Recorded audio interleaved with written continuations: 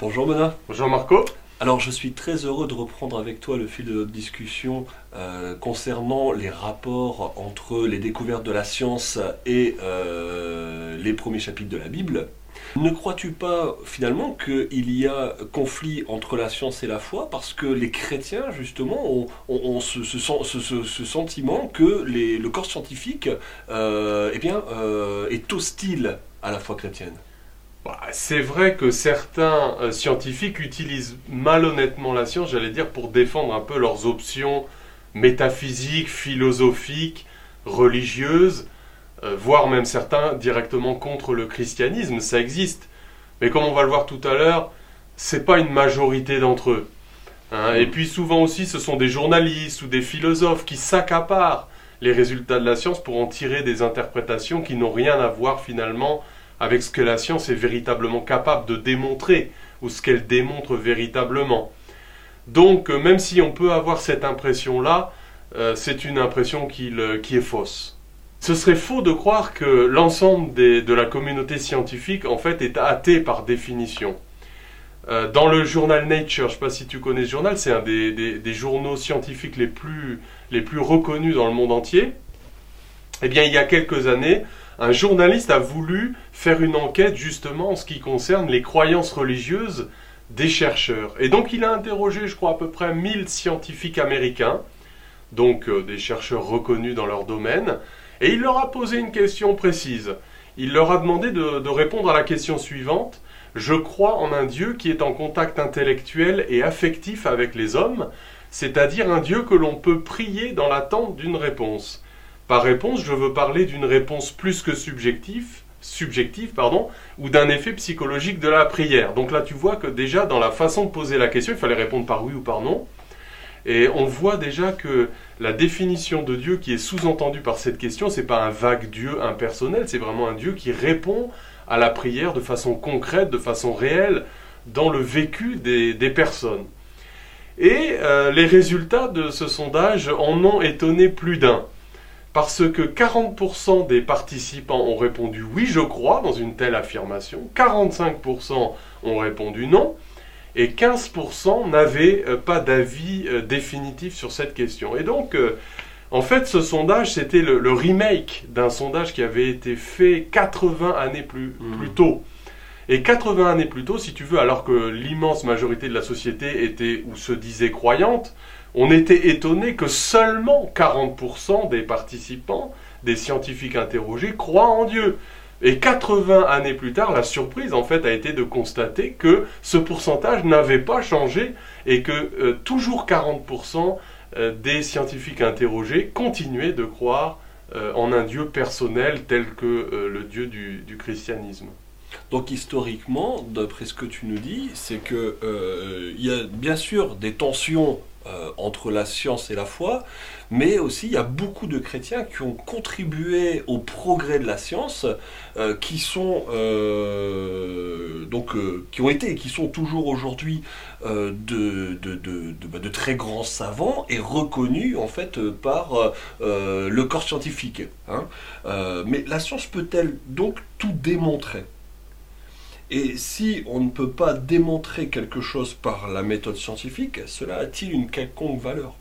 Ça c'est une très bonne question Marco, parce que en fait on est souvent assez peu conscient, et le corps scientifique lui-même parfois, que pour faire de la science, on est obligé finalement de partir sur des axiomes de base, sur des hypothèses fondamentales que la science elle-même ne peut pas démontrer.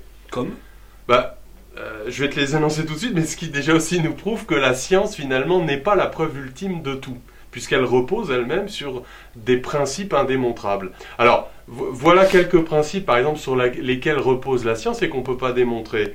L'ordre qui existe dans l'univers. Il y a un ordre à découvrir dans notre univers. C'est quelque chose qui n'est a priori pas forcément évident. Encore moins évident, le fait que nous les hommes qui sommes issus d'un processus évolutif, que certains diraient d'ailleurs dirigé par un dieu hasard, finalement nous avons l'intelligibilité, l'intelligence pour découvrir cet ordre dans la nature. Quand on y réfléchit bien, c'est quelque chose de tout à fait surprenant. Et puis aussi l'uniformité de notre univers, c'est-à-dire que la science repose sur le principe que quand on va faire 2 fois la même expérience dans les mêmes conditions, on s'attend à trouver 2 fois le même résultat. Mais ça, finalement, ça n'est qu'un résultat de l'expérience et rien ne peut, a priori, nous le prouver. Et cette méthode, donc, alors que tu es en train d'énoncer, est-ce qu'elle est compatible avec la vision chrétienne du monde aujourd'hui? En tout cas, est-ce que cette vision chrétienne du monde aujourd'hui, est-ce qu'elle favorise cette démarche? Ah oui, oui. Et historiquement, d'ailleurs, on peut voir que la science a connu un essor, principalement dans la société, dans le monde chrétien. Alors, si je reprends très rapidement les hypothèses qu'on vient d'énoncer, elles sont tout à fait compatibles avec la vision chrétienne de la réalité. Et donc ça nous montre par là que ça encourage effectivement la démarche scientifique. Exemple, l'ordre. Oui, il y a un ordre à découvrir dans la nature parce que cet ordre a été instauré par un créateur infiniment intelligent, par Dieu. Et puis si nous les hommes, nous avons l'habileté mentale de découvrir cet ordre, c'est bien parce que Dieu nous a fait à son image, et on peut au moins en partie voir l'image de Dieu dans l'homme comme justement cette faculté rationnelle de pratiquer la science. Et puis aussi le fait que si on fait 2 fois la même expérience, eh bien on va avoir le même résultat. Ça, on peut dire aussi que ça fait partie de l'ordre que Dieu a donné à la nature. Dieu ne gouverne pas la nature de façon capricieuse, mais il le fait de façon à ce que dans notre vie quotidienne, on puisse finalement se projeter dans l'avenir et se dire, bah oui, si je fais ça, il va arriver telle et telle chose. C'est ce qui rend le monde prévisible et vivable pour nous. Pour beaucoup de personnes, en fait, j'ai l'impression que dès qu'on a découvert, dès qu'on a démontré scientifiquement un phénomène, ça veut dire que Dieu n'y est pour rien. J'ai plutôt l'impression que dès qu'on fait une découverte, les découvertes, je vais savoir le dire, les découvertes sont là pour remplacer Dieu. Qu'est-ce que tu en penses, toi? C'est parce qu'en fait, on confond souvent plusieurs niveaux d'explication. Alors j'aimerais t'expliquer ça avec un petit exemple que je pense que tout le monde peut comprendre, c'est ce thermomètre électronique. Alors quand tu regardes la structure de ce thermomètre électronique, il est composé d'un capteur, de température, d'une puce électronique et qui va transformer cette information en quelque chose que toi et moi on pourra lire directement sur ce capteur. Ça, je dirais, c'est la description scientifique technique du thermomètre. Mais on peut donner aussi une autre interprétation à l'existence de ce thermomètre. On pourrait dire une explication interprétative, c'est-à-dire dans quel but est-ce qu'on a construit ce thermomètre? Ce thermomètre, il peut servir à plein de choses différentes. Il peut servir à mesurer la température, bien sûr, mais pourquoi faire? Pour faire de la médecine, pour faire de la cuisine, pour faire de la météo. Et finalement, dire qu'on met en compétition une explication scientifique du monde avec des questions plus fondamentales sur pourquoi l'univers est là, etc., c'est un peu comme opposer, dans cette histoire de thermomètre, le fonctionnement intrinsèque du thermomètre, l'aspect technique avec finalement la raison pour laquelle on a construit. Donc tu vois que c'est quelque chose de stupide finalement, d'opposer ces 2 modes d'explication. Donc si je comprends bien, ça veut... Le fait en fait de trouver une explication scientifique à un phénomène, ça veut tout simplement dire que on découvre la façon dont Dieu s'y est pris pour agir, c'est ça? Mais ça ne le remplace pas. Voilà, en fait les lois physiques que l'on découvre, finalement, nous décrivent comment, le plus souvent, Dieu agit dans la nature.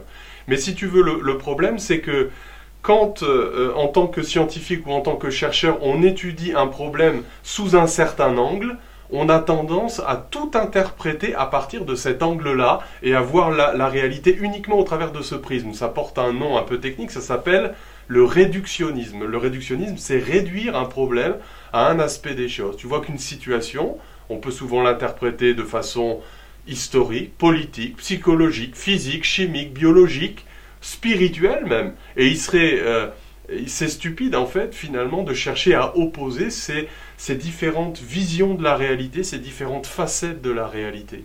Alors, est-ce qu'on peut prouver que Dieu n'existe pas grâce justement à ces outils de la science? Ah, ça c'est une bonne question. Est-ce qu'on peut prouver que Dieu existe ou que Dieu n'existe pas par la science? Eh bien je vais te dire, peut-être je vais te décevoir, mais je vais te dire que non. Beaucoup ont essayé de prouver que Dieu existait par la science ou la philosophie, ou d'essayer de prouver que Dieu n'existait pas. Mais finalement, il faut bien reconnaître que tous ces arguments-là, ça n'a jamais persuadé personne. Ça se saurait si on avait réussi. Alors, tout ce qu'on peut dire, c'est que finalement, nier l'existence de Dieu ou la dimension même spirituelle de l'homme au nom de la science, c'est finalement un peu comme un pêcheur. Alors là, je te parle d'un pêcheur qui pêche des poissons, hein, et qui lance son filet. Et son filet, si tu veux, il a toujours une certaine maille minimale, on va dire par exemple 2 cm.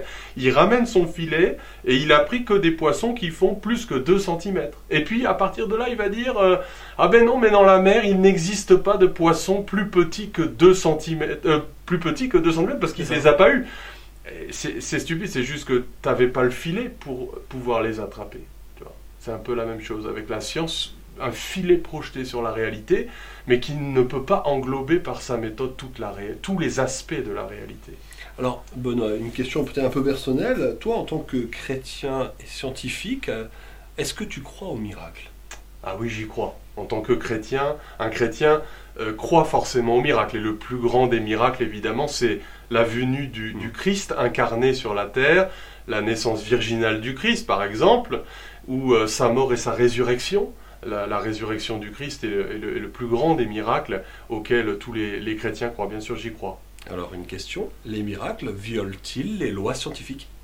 Ça aussi, j'aime bien quand on me pose cette question parce que c'est toujours un peu comme si on avait l'idée que les lois physiques, la nature, quelque part, est obligée de s'y soumettre, voire que Dieu lui-même serait obligé de se soumettre à ces lois. En fait, que sont les lois physiques que l'on découvre ? Ce sont simplement des descriptions de, comme on l'a dit tout à l'heure, la façon dont Dieu le plus souvent agit dans la nature. Mais si en tant que chrétien, je crois que Dieu est à l'origine de ces lois, je ne peux pas m'étonner ni aller contre le fait que Dieu, s'il lui plaît, peut très bien agir en dehors de ces lois. Donc on pourrait dire que les lois scientifiques, elles sont descriptives, mais elles ne sont pas prescriptives, c'est-à-dire qu'elles n'obligent pas Dieu. Dieu n'est pas soumis aux lois de la nature. Donc si je comprends bien, en fait, cela n'a rien d'antiscientifique de croire au miracle. Alors, si je peux me permettre de clôturer cette discussion par une question, comment qualifierais-tu les relations souhaitables entre la science et la foi chrétienne ? Je pense que tu l'as bien compris.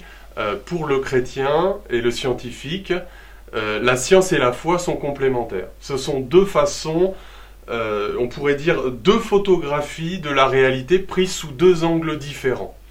Et j'aime beaucoup cette citation de Francis Collins, qui était l'ancien directeur pour la lecture complète du génome humain, ce généticien bien connu, qui disait que il n'y a aucune contradiction fondamentale à être quelqu'un qui croit dans la valeur de la méthode scientifique et à être une personne de foi parce que ses convictions opèrent simplement dans deux sphères différentes de nos vies.